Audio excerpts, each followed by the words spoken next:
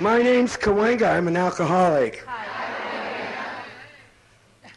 Took me 7 years in sobriety to be able to cry, openly or privately. Tonight I sat on the end of that table, and the snot's running down my nose. As each one of us stood and said, California, Alaska, Oklahoma, through the line. That means so much to me, because I'm an alcoholic and I know what it's like to be lonely in a room full of 200 people, lonely in my mother's arms, lonely in the arms of a husband. I know that feeling. And here, I was as nervous as a hooker in church.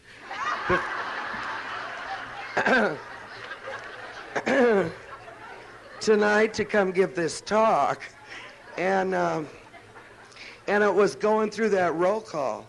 I've been out and had 3 cigarettes and gone to my room and prayed and changed my clothes, and I thought, this is endless, aren't I? I'm never going to get through this up here and get it over with.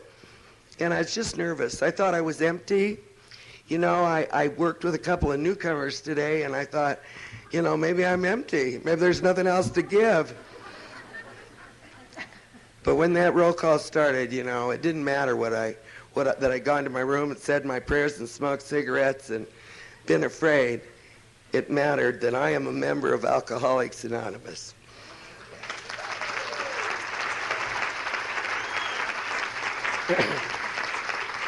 And it matters that I remember just how lucky I am, because I'm not a woman that ever, jumped up one morning and said, gee whiz, as soon as I find my underwear here in the Jolly Roger Motel,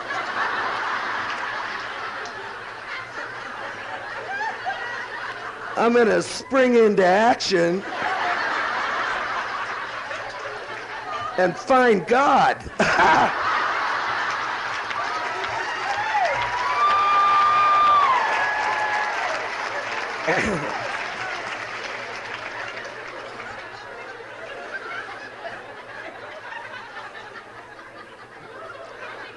Obviously, there are a number of us who identify. But when I got here, I didn't think you did. So if you're new tonight, welcome to Alcoholics Anonymous. Do not try to understand it. Just love it. And if you can't do that, let us love you. You won't recognize love anyway for a while. The language of the heart, we're talking it here. That's why I didn't understand it when I got here. I am a woman who was born in Los Angeles, raised by 2 hardworking parents who didn't drink, and I have 2 perfect sisters. Ran the vacuum cleaner, had curtains on their windows. Their kids have manners. Their husbands did not throw them out on the freeway on Christmas Eve for some imaginary slight.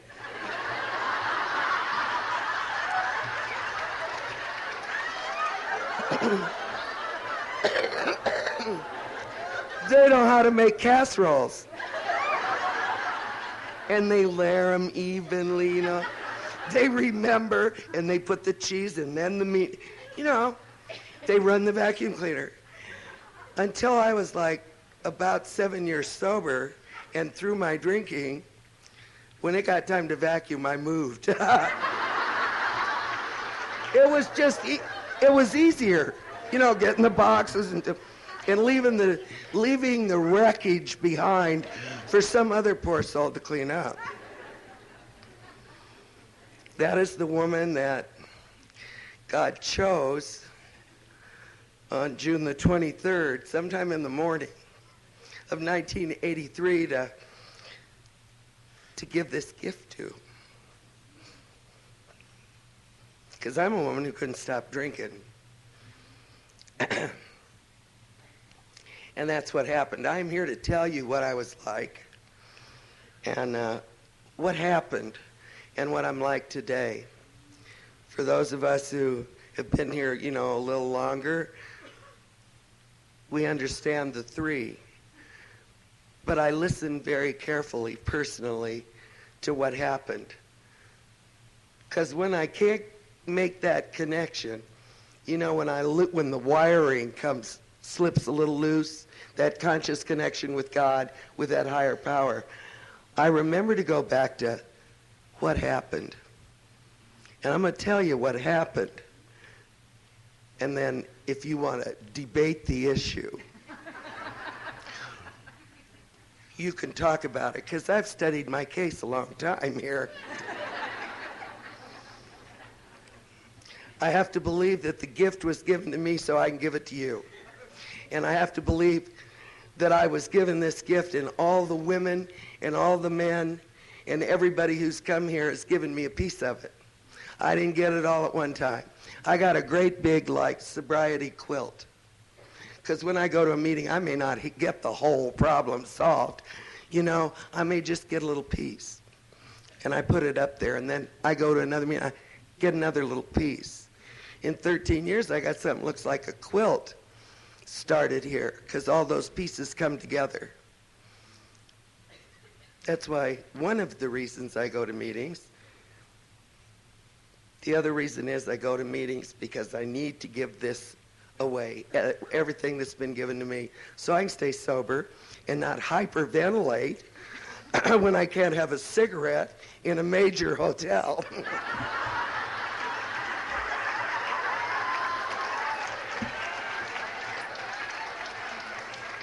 But we love you here in Salt Lake. All the fellowships out in the parking lot out there out front. Even the ones who don't smoke are out there looking for the ones who do. We love each other here. Okay. End of, I swore I wouldn't do that, but I did it anyway. Born and raised in Los Angeles by these good, hard-working people. Went to work when I was 9 years old, because everybody in my family went to work. We needed the money.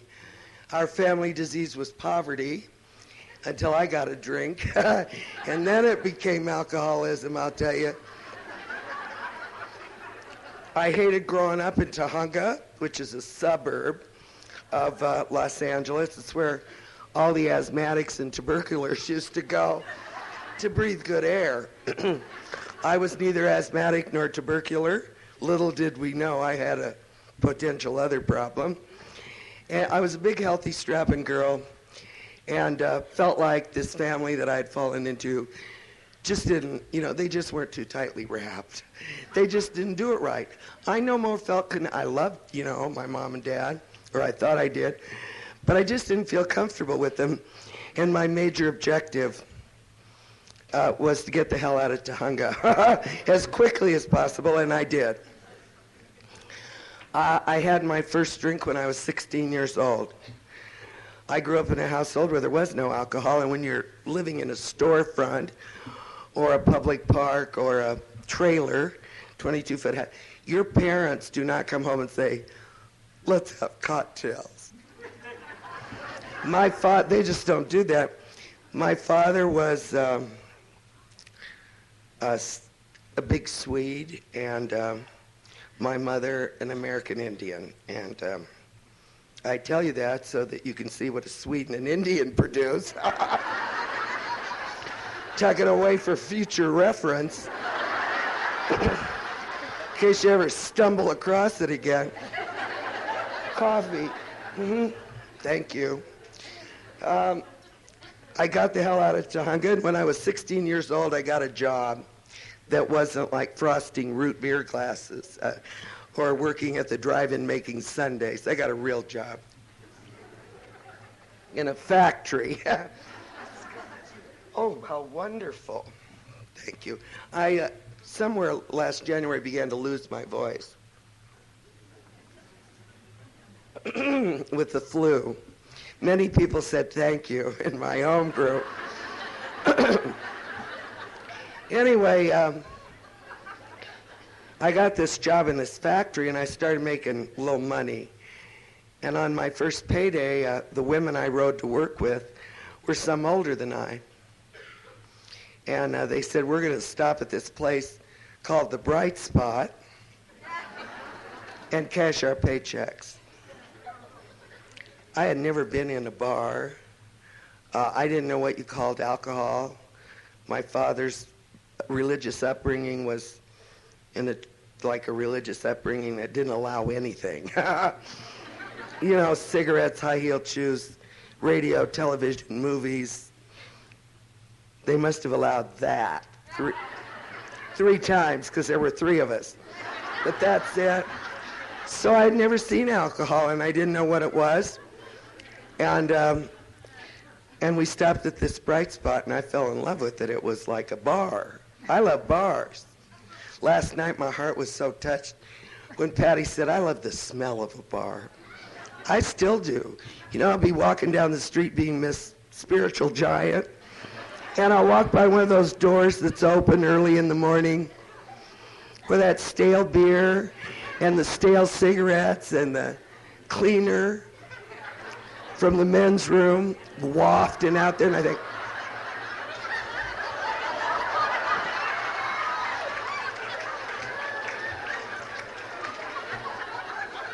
I'm a bar drinker.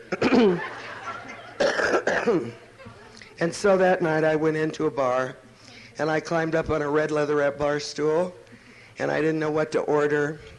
And I looked around to see what these women that were driving ordered, and they ordered beer, and it came in brown bottles. And I looked at it, wearing my bib overalls. Do you know what bib overalls are? Or they pass the... They don't make Jordache bib overalls.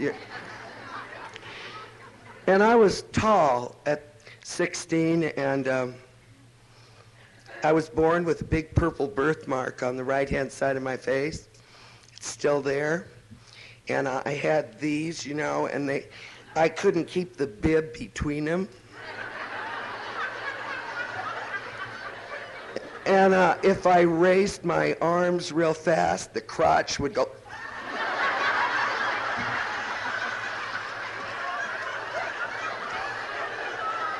And I felt very uncomfortable most of the time. And looking like that and feeling like that, I climbed up on a red leatherette bar stool. And when I saw they ordered beer, I thought, not me. You know, I want to be Audrey Hepburn one day. And I looked around to see what other folks were drinking. And I saw a big tall glass that looked elegant to where I'd come from. And it, you know, had little men with hats on and umbrellas and bananas and shooting out of it. And I said, I'll have one of those. And I did. I had 9 of them. I drank them first because they tasted good. And I drank them secondly because somewhere between 1 and 9, that thing kicked in. In the big book of Alcoholics Anonymous, they call it the effect. And boy, did it was good. I had never had that effect before. And I knew it. I didn't stop and think, oh, this is affecting me. I just felt it. And I liked it, so I just kept drinking. The way alcohol made me feel for a long time was, you know, if you don't like this birthmark, and you don't like that I live in a storefront, and you don't like these bib overalls, you don't like these hand-me-down shoes from Aunt Merle, you don't like that I'm tall, just remember to bury me face down so you can always kiss my ass. And that is the way alcohol made me feel. And it is the way alcohol made me act. And it is in the book that we hear about the arrogance. The arrogance and the hurt and the anger and the resentment and the harm we do. And yet it made me feel so good. There's something a little wrong with somebody who feels good and feels that way, like, because when I'm not drinking, I am not comfortable. And I don't like you much, but I'm very dizzy trying to keep you happy, even though I hate you. Because if I can just, get you to love me and like me, I can get what I want, and I don't know what I want. So I got to stay on this treadmill. And the only way I can stay on that treadmill is to swing into the bright spot and have a couple of shooters to get my heart started and decide who I'm going to be that night in the big mirror. The one that... and find him. And become whoever it is I'm supposed to be that night.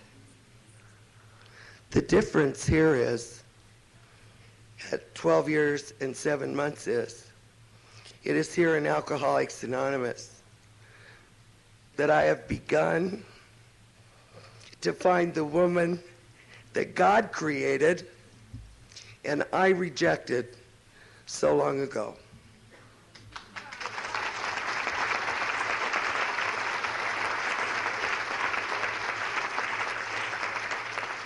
I don't need a reason. I just did it. And as I just rejected her. I started being whoever it was they wanted me to be or you wanted me to be and doing whatever it took out of fear and anger and out of reality. It's not a lot of fun to have a birthmark. And people say, "What's the matter with your face?"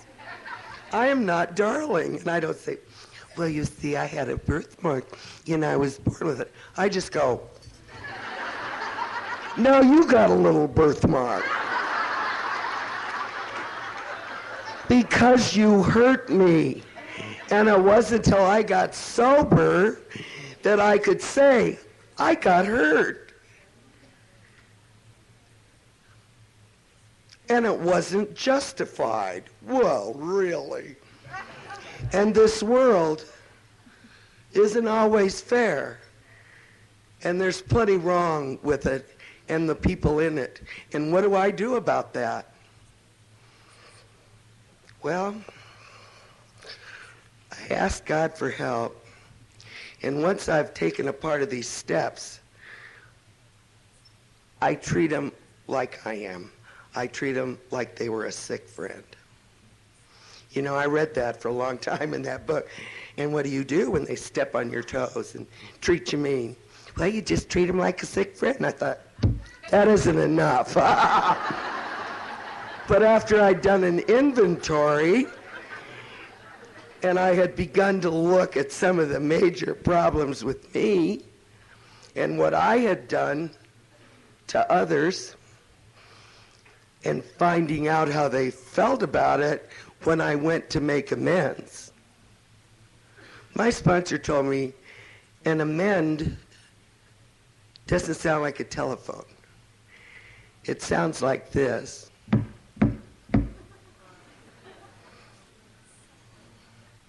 You got to look them in the eye and tell them just your part, you know. It's really hard. Their part is so much clearer.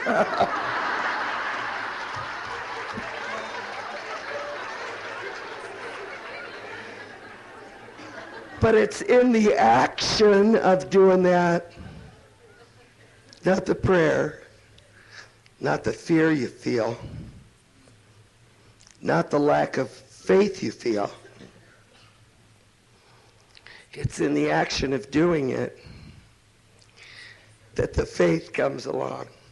And that sure thing that says, one more time, you know, I almost forgot to believe.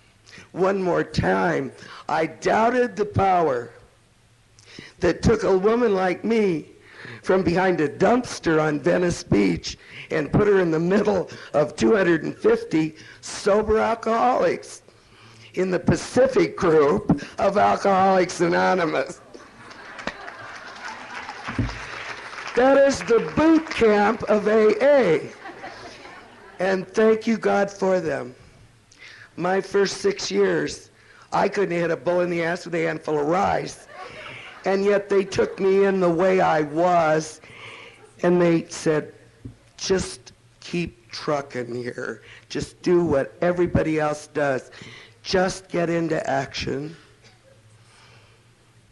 And I'm going to talk some about that. I want you to know that I kept drinking and I got married. Poor devil.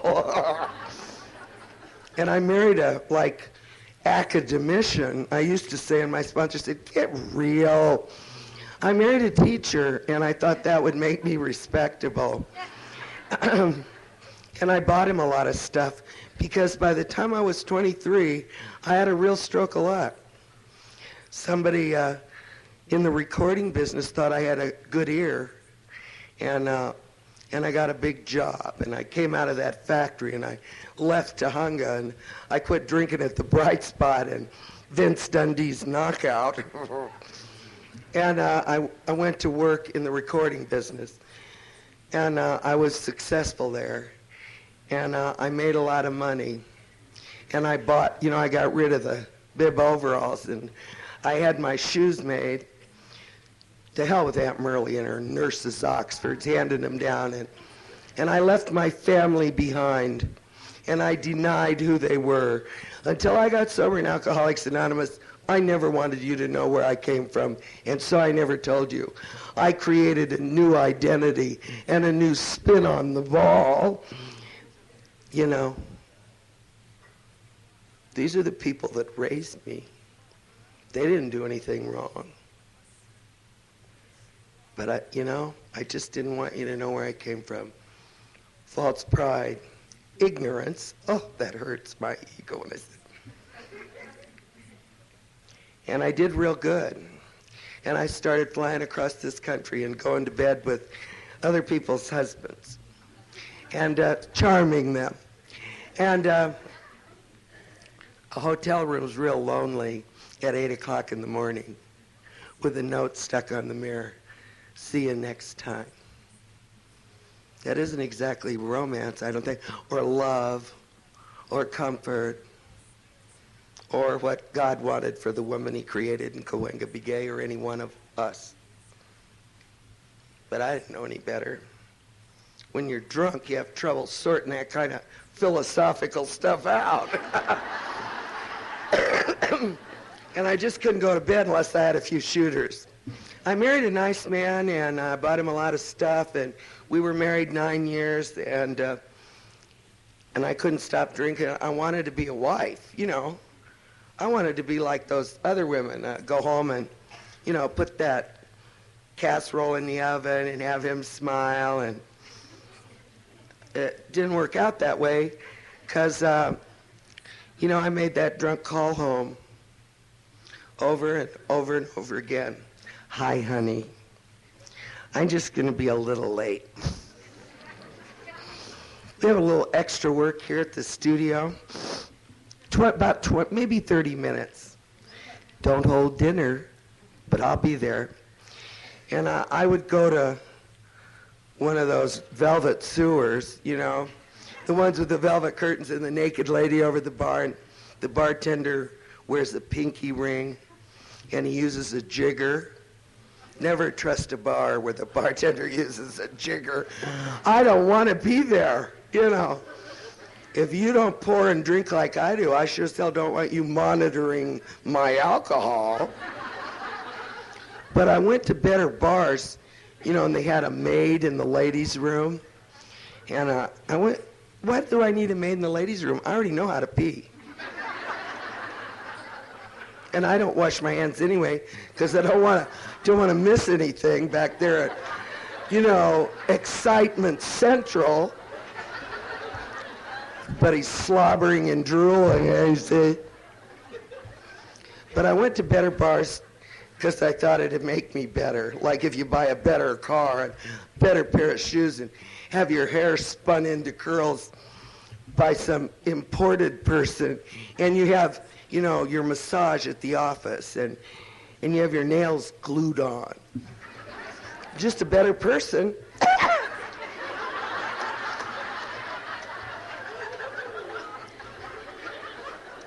Takes another half a quart of gin to believe that, but it's worth it.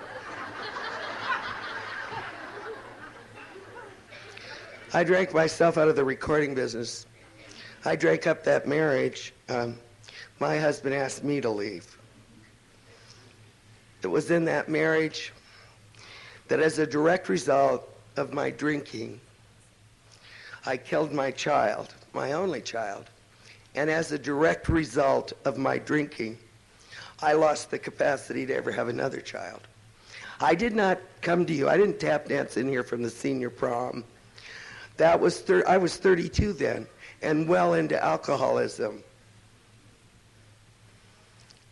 We just didn't know. You know, I'd come home at 4 o'clock in the morning after I had seduced some little twerp at the bar. Little guys love me, but real little ones. They do. And I would have told him enough lies, bought him enough drinks, and when the lights come on at 2 in L.A., you know, you're not ready to quit drinking. And we'd go out to my big car in the parking lot and live deeply. And then I'd just dump him, I guess, on the asphalt. I don't remember. And I would go home to a man I wanted to love me. And I can remember thinking 1,000 times, maybe this time he won't notice. He won't notice my bra hung on the rearview mirror. He won't notice it's 4 o'clock in the morning. He won't notice that my lips are bruised. He won't notice I smell funny. Maybe this time he won't notice. Well, he noticed and didn't say anything until we'd been married 9 years. And on the 2nd of January, he said to me, simple stuff, because we didn't know there was a program called alcoholism, you know, Alcoholics Anonymous. We did not know that there was a program called Al-Anon. We just didn't know. And he said, you know, Tiger, it's interesting. That was his nickname for me. You know, Tiger, I think we ought to hang up the spikes, because I can't live with you the way you are. The way you are. He couldn't put it into words. He wasn't a mean man. He wasn't a petty man. He wasn't an alcoholic. And he didn't know how to put this into words. That's another reason I'm here tonight. Nobody that's not one of us knows how to put this into words. That's why one drunk talking to another drunk works. That's why today I went out to the fellowship facility in the parking area and lit my cigarette and started looking for another drunk. And I found one. And I believe whether she's here tonight, I don't know if she's here tonight, but if she is, I want to, before I forget, thank the committee for allowing those who didn't eat here to come for the meeting.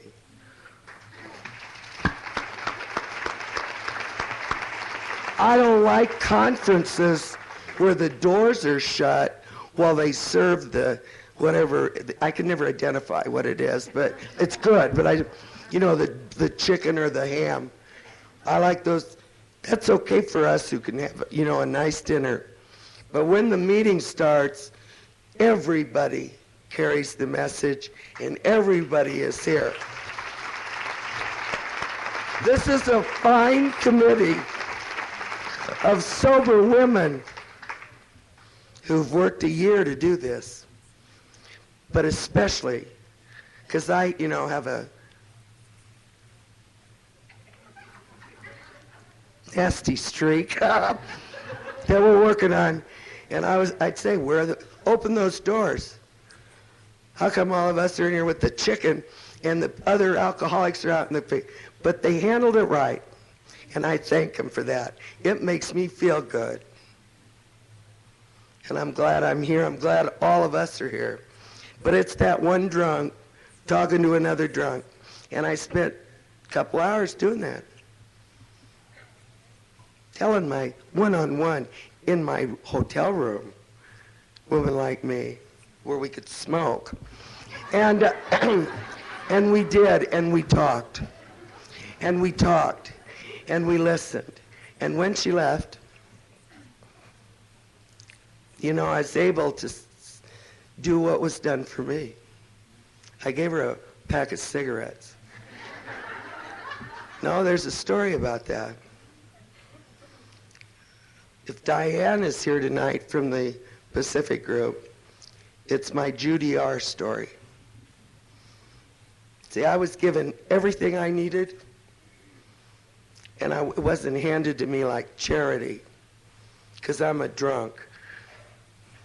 It was handed to me in the real sincere wisdom of another alcoholic, just knowing that I couldn't afford cigarettes, that I had 76 cents, and I needed to eat. And it was done for me for a whole year. When I got sober, this woman named Judy R., in that group, my home group then, would every Monday night come to the Monday night meeting, and she would come down the aisle, and she would say, "Cahuenga, isn't this your brand of cigarettes?" She was 6 years sober, and I was like 6 months sober. And I'd say, "Yes." She'd say, "I pulled the wrong knob on the cigarette machine. These aren't my brand." And so I'd have cigarettes for the week. When I was a year sober and thought I knew something,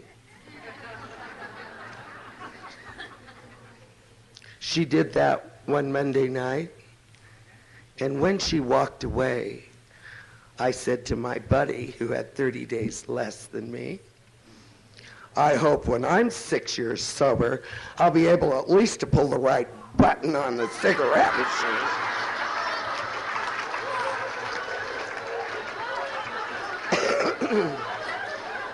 We welcome you if you're new here tonight, and we understand you, for we have been new. And we understand. One drunk.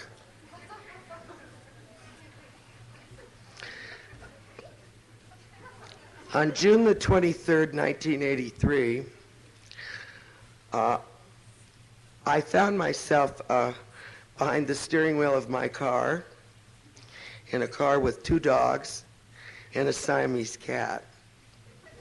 We had been sort of vacationing for about 7 or 8 months. We were at Venice Beach in Los Angeles,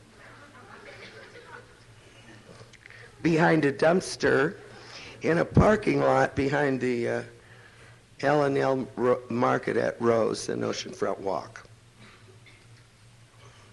It's a tricky area. We didn't stand out, I'll tell you. If you've ever been to Venice Beach. The night before, I had done some things up Speedway Alley. See, when they broadcast it on TV and show you the roller skaters and the funny people, that's for the tourists. 50 yards back, there's an alley. It's called Speedway Alley. Runs parallel to Oceanfront Walk on Venice Beach. And that's where the real business takes place. The residents. And that night, and a number of other nights, I had done some stuff up that alley that I was never taught to do, I wasn't raised to do, and I would have looked down my nose at anybody who did when I was on the high side of my drinking. But I did those things for the promise of a drink. If you've been out on that street or in a bar, and you need a drink and you don't have any more money, you know what I'm talking about. just the promise of a drink. And I didn't get it that night. I had reached a point in my drinking where I needed it. I needed it to quit, like chewing my tongue. I needed it so I used to like hyperventilate. I needed it to quit shaking and to have that fear, whatever, that panic in me calm down enough to get up and get ready for the day and go out and get the real stuff done, the drinking. I lived through a lot. I went to a lot of psychiatrists. I lived on the high side and the low side. I got married. I killed a kid. I did a lot of stuff, big time and little time, if we're going to measure it according to the terms of the world that we live in, not according to the terms and the way of life and the principles of Alcoholics Anonymous. The fourth dimension, not according to those terms. But I didn't know any better. That morning I woke up and I needed a drink. I'd been up to Esalen, when I still had a little money, because I knew something was wrong. It's up in Northern California, on the cliffs over that beautiful ocean. And they go up there and they're supposed to be able to fix you. And I went up there to get fixed. I gave them $10,000 to fix me. And I drove up to the Enchanted Forest and parked my car and went in and put me in a white toga, put little flowers in my hair, went barefoot, ate bean sprouts and brown bread. And they said, now what we're going to do here is you're going to take your problem and put it in the chair and talk to it. And then you're going to get in the chair and become the problem, and it's going to talk back to you. You know that feeling like you've made like a severe error?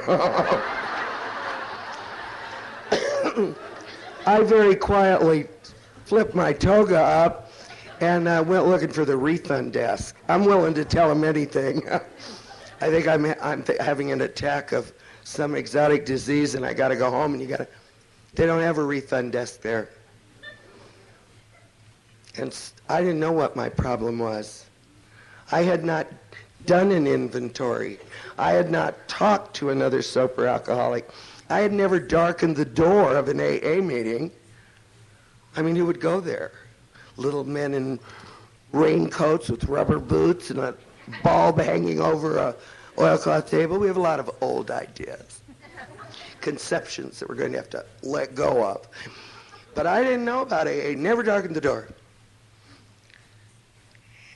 And they wanted me, I gave them $10,000, and they want me to talk to my problem? If I knew what the hell my problem was, I would not have given you $10,000. Didn't tell them that, don't want to piss them off. I was there about 3 days, and I looked around, and other people were getting better. They were floating in those hot tubs, and om, and om. And they were, wearing those little yellow faces with the smile on it. They had just come out to have a happy day. I hate those things. Still hate them. And they were happy. And they were hugging each other and kissing. And it was 3 days. I was as crazy as they ever want to be. Just as crazy. They don't drink there. And I left there for a few minutes and found a liquor store in the Enchanted Forest. And I got me a half a gallon of vodka, and I went back up there, and I got centered like the rest of them. I could not stop helping them. Let me show you how to put your problem in the chair. What are you doing? It was driving home from there that the reality, see, I didn't bottom out in a car behind a dumpster. I bottomed out driving away from there with the sure knowledge that I was unfixable, that it was always going to be this way, that whatever the hell was wrong with me was so wrong that it wasn't going to get any better. I was going to feel like this till the end. That is called despair and hopelessness. And I felt it driving an imported car down Highway 1. It was then that I went in and packed my little, whatever ladies like me pack, to go down to Venice Beach and be a free spirit and play the flute to the sunset and pack my dogs and my cat in there, and that's what we did. This is not a hot flash. Passed through those during my detoxing. We never were able to separate it.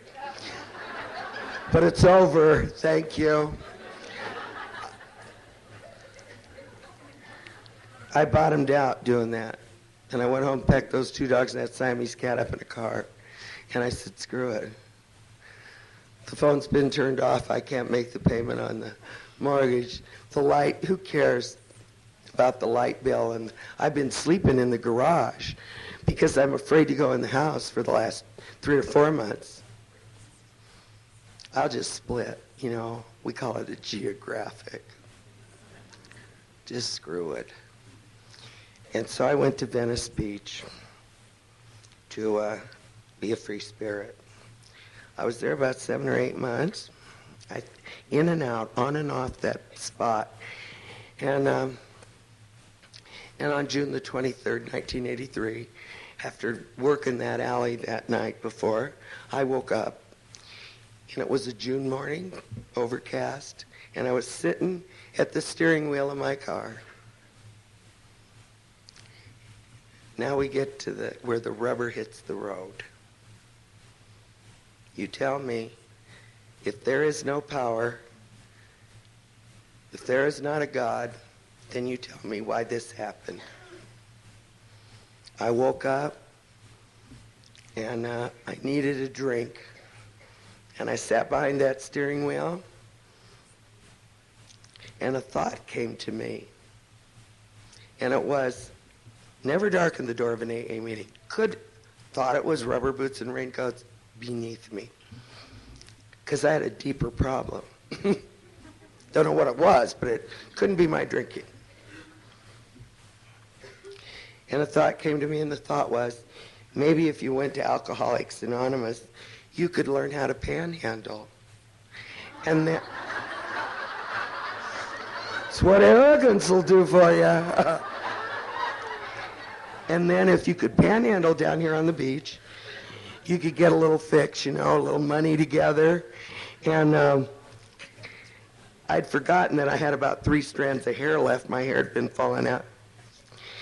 And get yourself together, you know, and get your booze even. And so, but I had no idea where Alcoholics Anonymous was. And if you had told me that 2 sober women would come and take me with them, Jonestown had just happened. I would have thought, And so I didn't know where to go. I had no idea what Alcoholics Anonymous was. I had no idea where you were, in a town where I'd lived all my life. And a thought came to me when I was making it, one of my periods of progress. I lived up in Bel Air, and there's a street called Sepulveda where you drive on a run. I'd have to run out sometimes when the liquor store would get pissed off at me. And I would drive down Sepulveda, and there's a stop at the corner of Ohio Street and Sepulveda. Sometimes I'd make it. Did I hear her right? You bet. See, and I would look out of the corner of my eye, and I'd see this little yellow house, no advertising, no marquee, no message blinking, and all kinds of people going in and out of there. And sitting in that car, I thought maybe that's Alcoholics Anonymous. Maybe that's where it is. For the 11 Western states, of course. It takes a minute to get underway. And I headed for Ohio and Sepulveda. It's about a 20-minute drive from where I had chosen to spend my time. And I don't remember much of that day. I started early in the morning, maybe 8 or 9, I don't remember. And I got to the meeting, the Monday night meeting of the Pacific group at the Ohio Street Clubhouse at 8:30 that night. I didn't drink. I found that place. If you ever get lost in your soul, lost in your heart, just lost, sober, don't forget, there's a power here. In God's plan, He gave me a free will. But sometimes you don't have any will left. It makes it a little easier when you get here. But I didn't have anything to do with remembering that place or how to get there. Nor did I think you could help me solve my problem. And this June, the 23rd, I will put that same outfit on that I got here in. Because I don't want to ever forget, where I came from. I'm a woman who spent a lot of time trying to look good because I came from poverty and I thought I'd make a difference because it felt so rotten inside. And yet I came to you in a pair of black pajama bottoms, urine soaked, and a blouse with no buttons on it. One button. Taking all the other buttonholes, put them up there. Look good. I had no underwear because I lost it. I had no underwear. It just got too complicated. I was wearing a pair of high-heeled springalators. Those ones with the little bands across the toe. The queen of Venice Beach. And the heel was gone on one. And I was trying to walk like you wouldn't notice, I had 11 teeth, all critically spaced. And I had, my hair was a very touchy issue. When we finally got it clean, we had to cut the rats out of it, and we learned that it was falling out. And I said to this woman who became my sponsor, my hair, when I brush my hair, it falls out. She said, quit brushing it. You only have 3 strands left. When I had cancer of the nose sober, I went to her, and I said, I'm so depressed. She says, wear bright colors.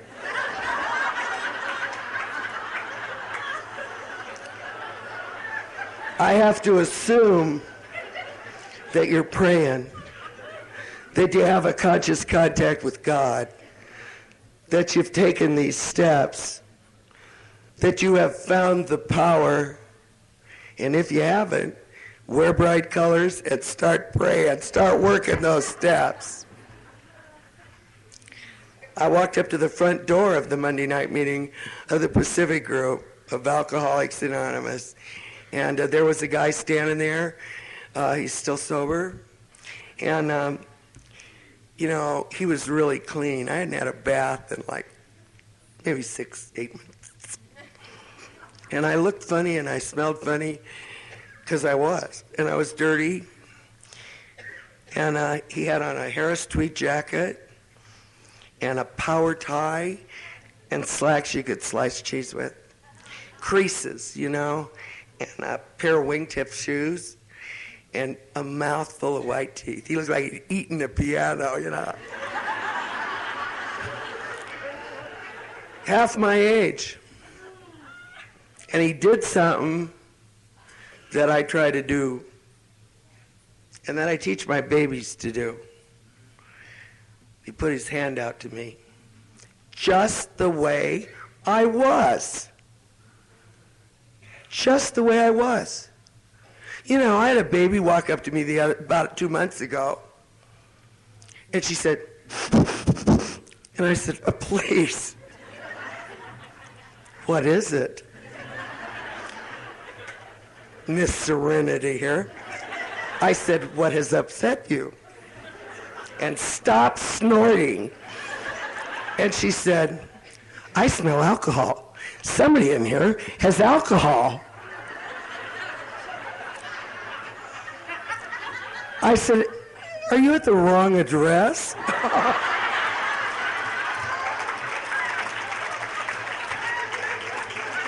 You know, maybe you're at the wrong party. I used to do that.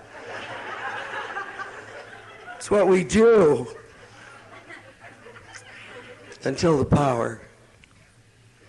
Till some drunk, like my first sponsor, walks up to me in that meeting that night. I walked into that room, you know, this guy shook my hand and like shot me through this little narrow door. Didn't want to lose me. Into a room full of 250 like sober alcoholics, all talking at the same time, drinking coffee and smoking cigarettes. And I thought, uh-oh, where's the, you know, like the oilcloth table and these guys that I can con a little and get a little something moving here. This is not it. This looks like a bunch of Methodists here. And just as soon as they start square dancing, I'm out of here. When the potluck comes out, I'm gone. And I really meant that, but I didn't want to upset them. And I thought, man, I'd just slip out, but they wouldn't let me slip out. Those women came at me. Here's my phone number. Well, I'm living in a car. What the hell are you giving me your phone number? I didn't say that. I just put it in my wet pocket. The end of that meeting, we're still on what happened here. We're still on it. You know, like being in the Wango machine. Because it works. God works. God works. When you don't have any more strength to debate the issue and explain to him where he's wrong and what you want. And I had reached that point. I was just lucky that day. After this meeting, I thought, I'm out of here. I'm just going to be real careful and go to that French door and just leave. They won't notice. Everybody's going, hi. This woman, 15 years sober, just walked up to me, just everything jingling. You know, she had one of that energy that we get when we stay sober. We don't realize we have it. And it's like radiating off of us. And when you're as sick as I was, you just think,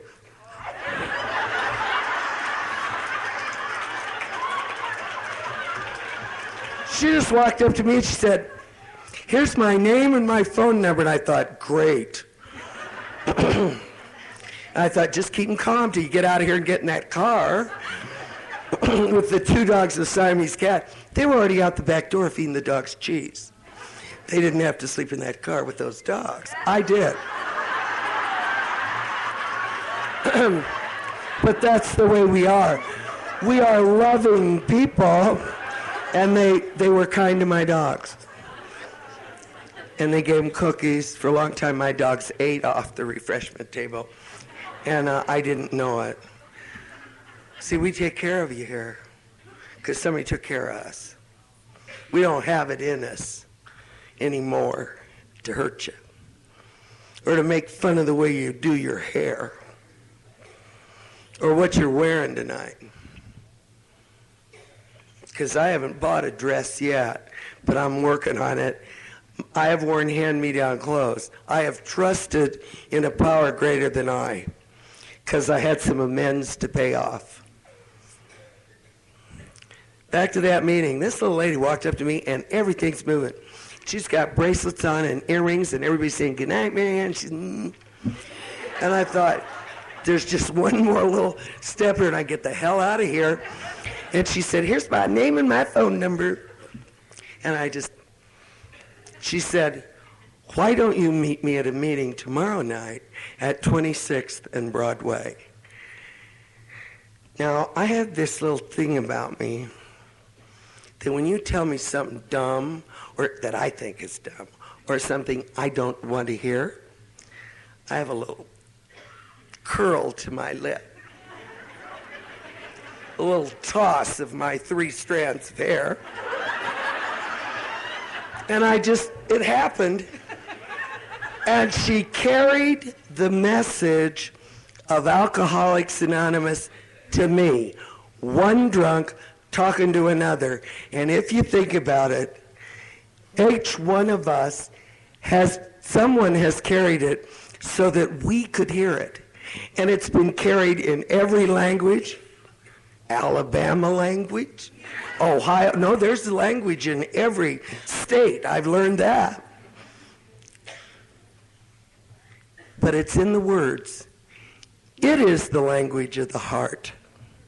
It is the message that I could hear. And somehow this power, this one that we just have to think about and just doubt and I'm not sure, and maybe that power that did this to me. And that's why I'm here to tell you about it. Put this woman in front of me, and when I curled my lip, she did not hug me and give me a chocolate cookie and a neck rub. She gave me what I needed. Me, Cahuenga. Not you or Julie or Mary, the way I could hear it. And there has to be some power greater than any of us to connect like that over and over and over and over again in every state, now in every country, to anybody, even somebody like me. She said, "Why don't you get your head out of your ass?"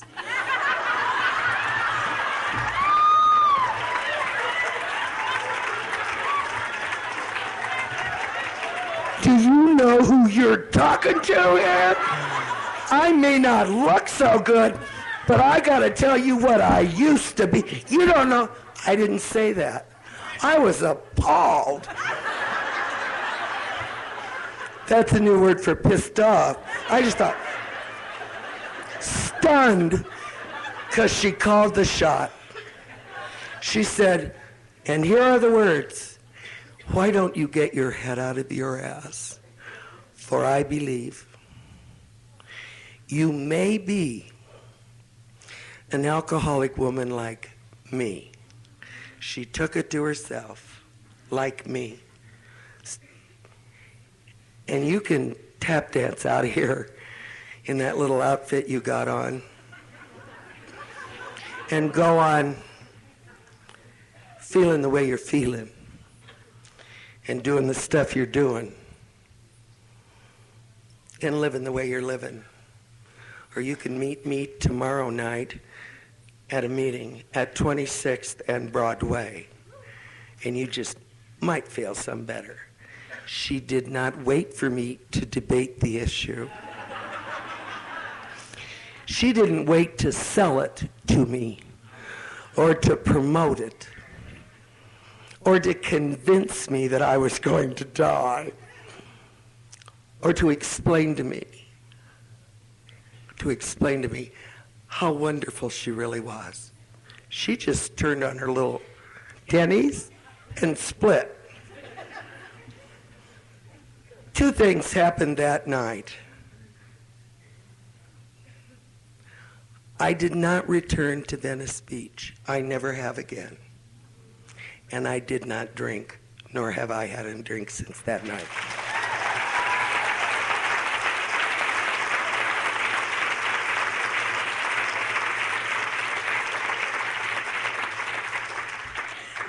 That's what happened. And what am I like today?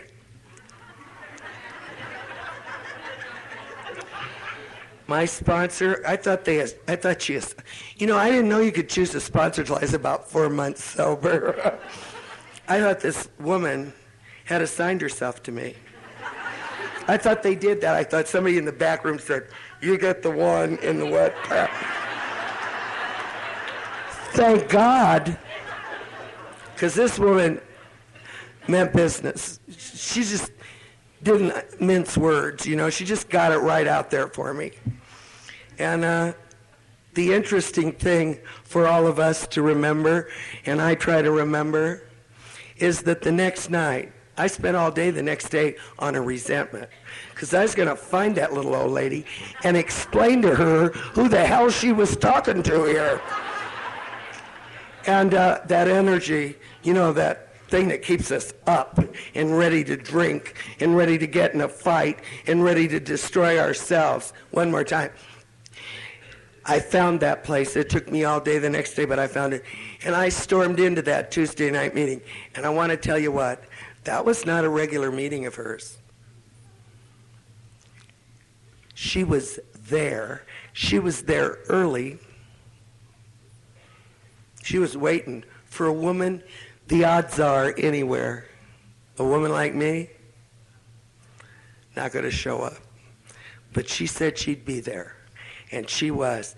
And when I got there, I had started really to what I didn't know you called it then was like detox. I needed a drink, and I was sweating and very nervous and very angry. And just, I had a little armor in my the back of my car, but I thought I can't bring that. So I came down that aisle, and here's what she gave me. I don't see one up here. Oh, we do have one. Isn't it nice? We have a big book here tonight. She had a can of Pepsi-Cola, straight stuff with sugar in it. Not a bottle of Evian or a diet Snapple. I needed sugar. I needed lots of sugar. I needed 12 Pepsis a day for 3 years. I didn't know that. I hadn't had a Pepsi in my life. And she has a Pepsi-Cola in her little Irish hand. And this. Give me a break. I'm not into the, murder mysteries. Because I can't focus. I cannot get my eyes on the page, and I can't stop feeling like I want to hurt somebody and like I want to die. She didn't care. She said, drink this, and she handed me this can of Pepsi-Cola. Read this, sit down, and try not to talk so you don't embarrass yourself.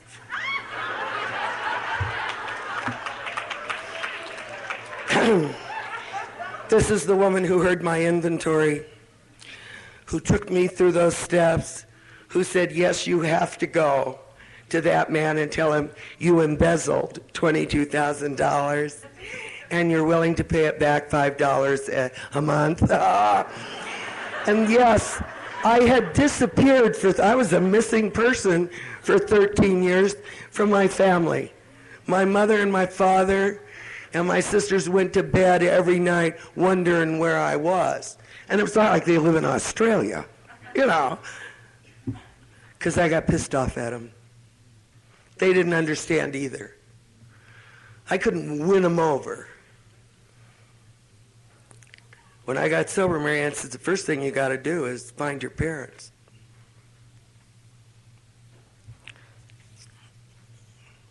Because look what you did. Look in that inventory. No matter who they are, they went to bed every night. Got television, they find a body. We're always finding bodies in California. Have you noticed, like we found another body today in Mojave, and you think of your friends. No, it couldn't be Helen. We're always digging them up out there. And my mother and my dad went to bed every night looking at TV. They had to explain to the people they knew and to other members of the family when they would say, well, where's Cahuenga? We don't know. You can only lie for 7 or 8 months, make up stories for 2 or 3 years. We don't know. Every night, your eldest daughter talked to me about a tornado roaring through the lives of others. Didn't know. I thought they'll still be up in Cahuenga, that place I hate. They weren't there, and nobody knew where they were. And I got down on my knees after 3 months. And Marion says, you got to find them. And I said a prayer one Sunday. After I'd been up to Cahuenga and looked for him, and I tried to, and I says, please help me. That's what I said. And thought came to me, said, my baby sister's brother-in-law. He was like an old maid, sort of. And I thought, he used to live in Burbank, and I bet he's still in the phone book, and maybe he will know. I dreaded somebody telling me your parents are dead. And I called him. Nobody ever forgets my voice, and not for years, because cigarettes and whiskey do this to your voice. If you start out a little low anyway.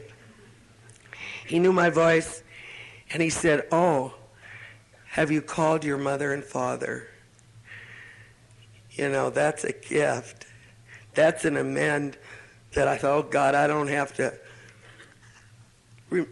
try to remember them the way they were, and not let them know I don't drink anymore, and not let them know that I love them.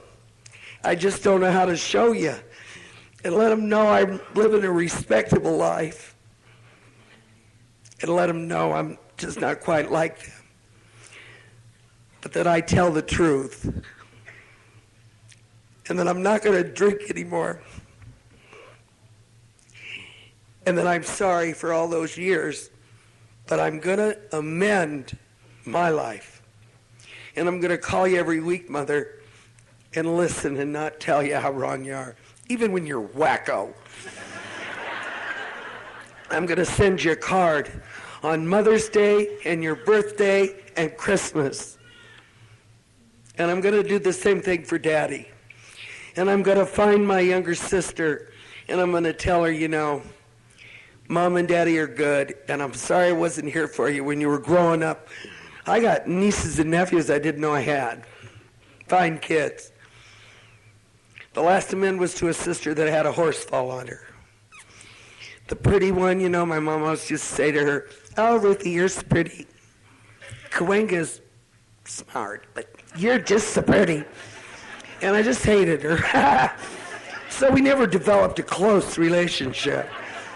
Staying sober in the program of Alcoholics Anonymous, carrying the message, washing coffee cups, sponsoring people, telling them my story, the way, I told Marianne and the way I tell you, and them telling me their story, entrusting to me their secrets,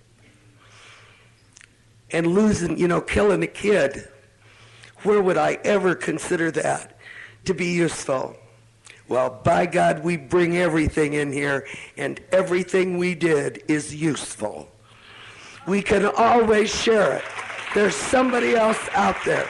No matter how we harm somebody, no matter how we hurt, no matter how bad we thought it was. Because it's an asset. It's something I can sit in a room with upstairs and tell another girl what I did and how I live today. That sister she got crushed by a horse, and she's in a wheelchair. And she is not an alcoholic, and she doesn't take pills. And this program works. If I carry these principles into my family and into where I work and into the market, where I just get so pissed off at those little bag boys who throw the potatoes on top of the bread, and I carry the principles in. And I have carried without knowing it. Without knowing it. My sister called me at Christmas. I drove up that icy canyon. I'm scared to death of ice. I like to drive about 80 miles an hour, and you can't do that on it. And I want to get there, I don't want to inch along. But I went and picked her up, and I brought her into the arms of Alcoholics Anonymous. I brought her to my sponsor's home on Christmas Day, that sister that I could never develop a relationship with, paralyzed in a chair, and still pretty. And I called ahead and I said, Pat, can I bring my sister Ruthie? She said, it's about time. It's been a long time. It's about time. And my sister says, well, I got to sit on a pad, and I never know when I have to urinate. I have this bag. I said, you'll fit right in. And I meant it. And she says, well, I got to have access, and somebody's got to lift me like. I said, no problem. The problem is this ice. We got to, get there. She came into a room full of people in varying degrees of sobriety. And she ate whatever we had, turkey, and my sponsor's husband is the cook, and I'm never quite sure. It's always good. And she sat among us. She had never seen me sober. My mother has never seen me take a cake. I've asked her, and we've offered to drive her. Somehow in my mother's heart, it's hard for her. She just tells people up there where she lives, oh, my daughter does charity work in L.A. But she has seen the change. You've taught me how. That sister, that night driving back up that mountain after all these drunks, I drove up and about 3 of the young guys that Luther sponsored, he just picked her up, and she's a tall girl, just slung her into that chair and whipped that chair up that, patio. And we shared without knowing what we've got here, what we've been given, this power that we carry with us everywhere, if just every morning and every night we take a look at our life and clean it up. You bet I was wrong today. I'm sorry. Yep. I didn't tell you the truth. And I got to do that. We don't know. We think that's sometimes nickel and dime stuff. We think, no. My sister called me just before, I call her now every Sunday. And she said, I tried a lot of different religions. I won't list them. And Satanism, and that extraterrestrial stuff, and like when you go back in lives, and the Ouija board. But she says, I've known you since we were kids, and I never heard such humility and such simplicity when you said there either is a God or there isn't, and there damn well better be one, or my ass is dead. And I have come to know there is a God as I understand him, as I understand him, as we italicized and underlined. And my sister, has begun to think that perhaps there is a power. Perhaps she can take her art. She started to paint with her mouth, and then she got one hand moving. She began to believe you don't have to live in a canyon 250 miles away. I hope I can carry what you've given me to her on a regular basis. What do? I work. I have a job. I have a car. I sponsor a number of women. And I could talk about all the things that's happened to me sober for 2 more hours, but we wouldn't get to cha-cha-cha and have our cigarette. All I can tell you is what I've told you is the truth. I came here clean and neat. What you see here is what you get. And I told you my story so you'd know what happened. Because on those sure low spots ahead, on those down days, on those days when I can't pull that Smith & Wesson K22 and explain to the world, I can take out that big book and remember that when I got here, I was having trouble with personal relationships. I was like prey to misery and depression. I had a sense of uselessness. Like I couldn't seem to get ahead. Like I wasn't living sober. And like there wasn't a God who's in my corner no matter what, who's rich and powerful. That's the guy I always looked for in the bar. And who loves me the way I've always needed to be loved and been afraid to ask for. Stay with it, even on those low spots ahead. Everyone's been here for me. Cancer of the nose, joblessness, anger, arrogance, fear, and living sober. God love you all. He loves me and he loves you. We are the luckiest women in the world.